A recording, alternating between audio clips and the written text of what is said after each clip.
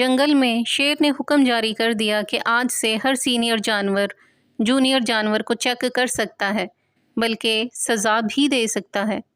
باقی جانوروں نے تو اسے نارمل لیا، پر باندر نے خرگوش کو پکڑ لیا اور رکھے چپیڑ ماری اور پوچھا کہ ٹوپی کیوں نہیں پہنی؟ خرگوش بولا، سر میرے کان لمبے ہیں اس لیے نہیں پہن سکتا۔ باندر نے کہا اوکے جاؤ۔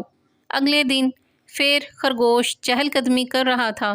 باندر نے اسے بلایا اور رکھ کے ایک کان کے نیچے دی اور پوچھا ٹوپی کیوں نہیں پہنی؟ خرگوش نے روتے ہوئے کہا کل بھی بتایا تھا کہ کان لمبے ہیں، نہیں پہن سکتا۔ باندر نے کہا اوکے گیٹ لاسٹ۔ تیسرے دن پھر باندر نے یہی حرکت کی تو خرگوش شیر کے پاس گیا اور ساری کہانی سنائی۔ شیر نے باندر کو بلایا اور کہا ایسے تھوڑی چیک کرتے ہیں، اور 100 طریقے ہیں، جیسا کہ تم خرگوش کو بلاؤ اور کہو جاؤ سموسے لے کر آؤ۔ اگر وہ صرف سموسے لائے تو پھڑکا دو چپیڑ اور کہو چٹنی کیوں نہیں لائے۔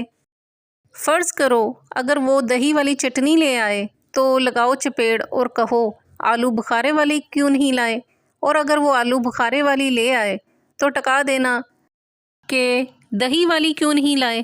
خرگوش نے ساری گفتگو سن لی۔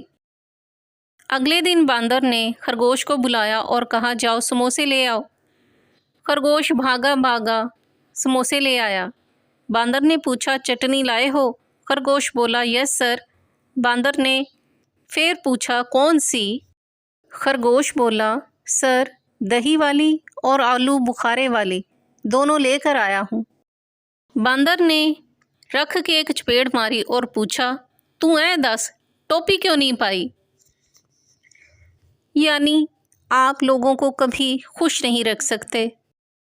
اگر آپ کو ہماری کاوش پسند آئی ہو تو ویڈیو کو لائک کریں، شیئر کریں اور ہمارے YouTube channel book shelf official کو سبسکرائب کریں۔ شکریہ۔